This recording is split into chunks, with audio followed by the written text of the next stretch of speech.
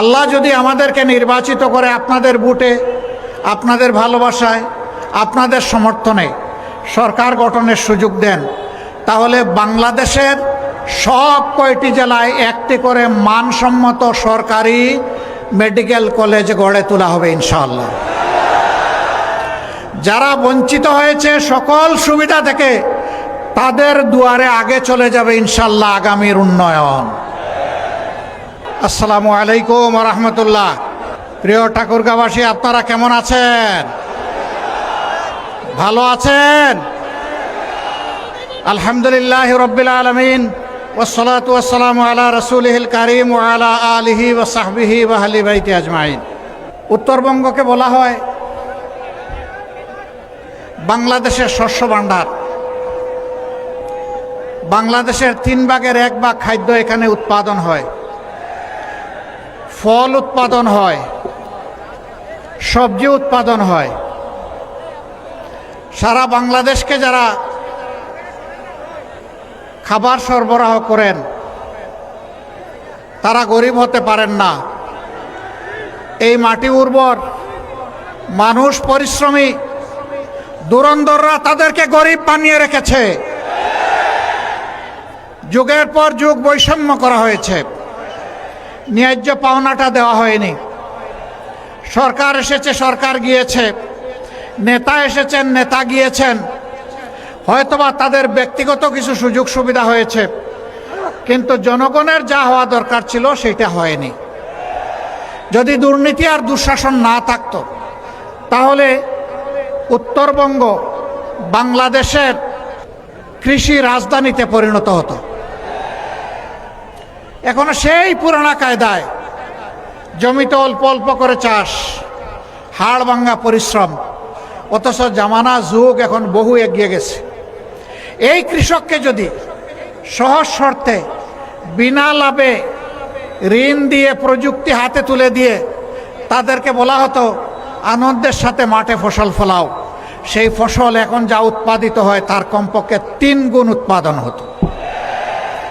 বলবেন যা উৎপাদন করি তারই তো মূল্য পাই না, 3 গুণ ফলাইলে কি আমরা মূল্য পাবো? হ্যাঁ, আপনারা অবশ্যই মূল্য পাবেন। যদি দেশ ইনসাফের ভিত্তিতে পরিচালিত হয়, তাহলে কৃষক তার উৎপাদিত পণ্যের ন্যায্য মূল্য অবশ্যই পাবে। মধ্যস্বত্বভোগীরা তাদের কপাল নিয়ে খামসাখামসি করতে পারবে না। এরপরে এই 3 গুণ ফসল যেটা ফলাবেন, সেটা তখন সংরক্ষণের জন্য জায়গায় জায়গায় সংরক্ষণাগার গড়ে তোলা হবে। ফল তাড়াতাড়ি পাকে, শেষ হয়ে যায়, পচে যাওয়ার ভয়ে অল্প মূল্যে আপনারা বিক্রি করে দেন। সেই ফল যখন সংরক্ষণের ব্যবস্থা হবে, তখন আর তাড়াহুড়া করতে হবে না, আপনারা ন্যায্য মূল্য পাবেন। আর বাংলাদেশ সারা বছর আপনাদের কাছ থেকে পুষ্টি এবং ফলমূল পাবে ইনশাআল্লাহ। আমরা এই ঠাকুরগাঁয়ে কথা দিয়ে যাচ্ছি, আল্লাহ যদি আমাদেরকে নির্বাচিত করে আপনাদের ভোটে, আপনাদের ভালোবাসায়, আপনাদের সমর্থনে সরকার গঠনের সুযোগ দেন, তাহলে বাংলাদেশের সব কয়টি জেলায় একটি করে মানসম্মত সরকারি মেডিকেল কলেজ গড়ে তোলা হবে ইনশাআল্লাহ। যারা বঞ্চিত হয়েছে সকল সুবিধা থেকে, তাদের দুয়ারে আগে চলে যাবে ইনশাআল্লাহ আগামীর উন্নয়ন। আমরা বৈষম্য করব না, আমরা আল্লাহকে ভয় করব। আল্লাহকে ভয় করার কারণে বঞ্চিত মানুষগুলোর অধিকার প্রথমে তাদের হাতে তুলে দেওয়া হবে। ঠাকুরগাঁওবাসী, এর আগে দফায় দফায় আপনারা অনেককেই আপনাদের মূল্যবান ভোট, ভালোবাসা, সমর্থন দিয়েছেন।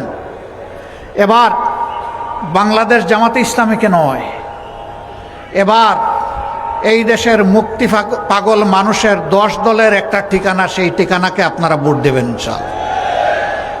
আমরা একা বাংলাদেশ করতে পারবো না। আমরা মনে করি ঐক্যবদ্ধ জাতিকে ঐক্যবদ্ধ করেই বাংলাদেশ করতে হবে ইনশাআল্লাহ।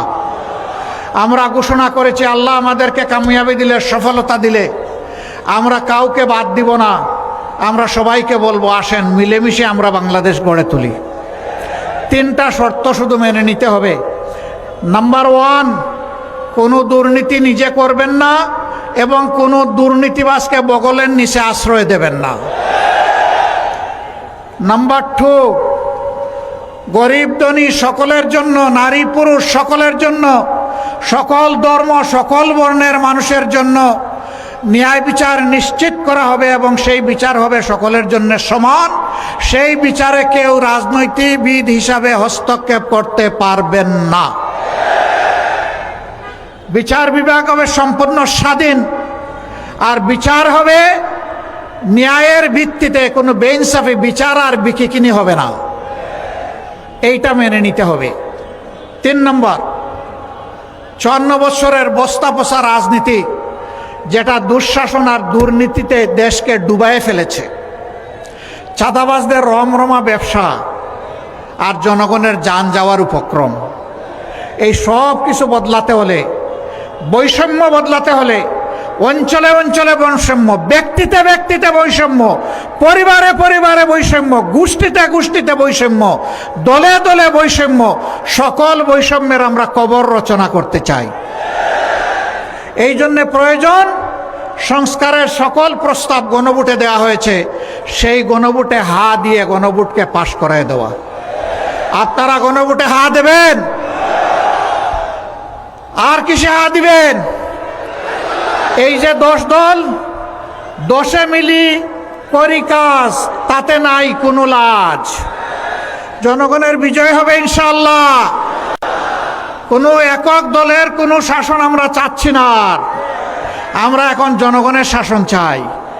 আলিম উলামা থাকবেন, এদেশের দক্ষ মানুষগুলা থাকবে, দেশপ্রেমিক দলগুলো আসবে, যারা দেশকে ভালোবাসে, কোনো আধিপত্যবাদকে যারা মেনে নেবে না, তাদের সবাইকে নিয়ে আগামীর বাংলাদেশ আমরা গড়ব ইনশাআল্লাহ। সেই দিনটার জন্যই জাতি অপেক্ষা করছে। দফায় দফায় অনেককে সুযোগ দিয়ে আপনারা দেখেছেন। এবার একটু ওই মানুষগুলাকে সুযোগ দেন যারা নিজেরা চাঁদাবাজি করে না, বরঞ্চ চাঁদাবাজদেরকে রুখে দেওয়ার জন্য শপথ নিয়েছে। ওই মানুষগুলাকে আপনারা এবার সমর্থন দিয়ে সংসদে পাঠান, সরকার গঠনের সুযোগ দিন, যারা নিজেরা দুর্নীতি করবে না এবং কোনো দুর্নীতি সহ্য করবে না। ওই মানুষগুলাকে আপনারা নির্বাচিত করুন, যারা মানুষকে সম্মান করতে জানে, যারা মানুষকে ভালোবাসতে জানে। ওই মানুষগুলোকে আপনারা এবার নির্বাচিত করুন, যাদের হাতে দেশ আসলে বিদেশে বন্ধু খুঁজবে কিন্তু কোনো প্রভু মানবে না। ওই মানুষগুলোকে আপনারা নির্বাচিত করেন, আর কোনো ধর্মের ধর্মগুরুকে, কোনো আলিম উলামাকে, আর কোনো স্বৈর শাসকের হাতে নির্যাতিত হতে হবে না। ওই মানুষগুলোকে আপনারা নির্বাচিত করুন, যারা ধর্মে বর্ণে বিভাজন সৃষ্টি করে মানুষের সমাজে মানুষকে বিভক্ত করে মুখামুখি করে ফেলে, তাদের বাইরে এসে একটা ঐক্যের সমাজ, সংহতির সমাজ, ভালোবাসার সমাজ, সবাইকে নিয়ে বাংলাদেশকে একটা ফুলের বাগানে পরিণত করার সমাজ যারা গড়ার শপথ নিয়েছে, সেই 10 দলকে আপনারা সমর্থন করুন। প্রিয় দেশবাসী, যদি আমরা আল্লাহর মেহেরবানিতে আপনাদের ভালোবাসায় নির্বাচিত হই, তাহলে আমরা কথা দিচ্ছি যে আমরা ইনশাআল্লাহ আমরা গোটা উত্তরবঙ্গকে বাংলাদেশের গৌরবের কৃষি রাজধানীতে পরিণত করব ইনশাআল্লাহ। সৈয়দপুর এয়ারপোর্টকে আন্তর্জাতিক মানে ইনশাআল্লাহ উন্নীত করা হবে, যাতে শিল্পের বিকাশ, এগ্রো বেসড ইন্ডাস্ট্রি, কৃষিভিত্তিক শিল্পের বিকাশ এবং তার পণ্য, উৎপাদিত পণ্য সারা দেশে এবং বিশ্বে ছড়ায় পড়ে, এই জন্যে কমিউনিকেশন ব্যবস্থাকে উন্নত করা হবে। আমরা আর দেখতে চাই না বেকারত্বের কষ্ট বুকে চেপে এখানকার সন্তানেরা রাজধানী ঢাকায় গিয়ে গলিতে গলিতে কষ্ট করবে, ঘোরাঘুরি করবে, একটা চাকরি পাবে না। আমরা চাই তাদেরকেই দক্ষ জনবল হিসাবে গড়ে তুলে উন্নত শিক্ষা এবং প্রশিক্ষণের মাধ্যমে প্রত্যেকটি ঘরকে এক একটা ইন্ডাস্ট্রিতে আমরা পরিণত করতে চাই।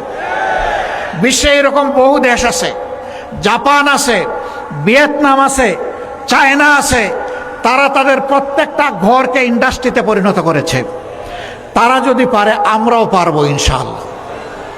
এই দেশের চেহারা বদলে যাবে শুধুমাত্র আমাদের যুবক যুবতীদের হাতে আমরা যদি কাজ তুলে দিতে পারি, সম্মানজনক কাজ, তাদেরকে কাজ তুলে দেওয়ার হাতে আগে যদি হাতগুলো আমরা গড়ে দিতে পারি।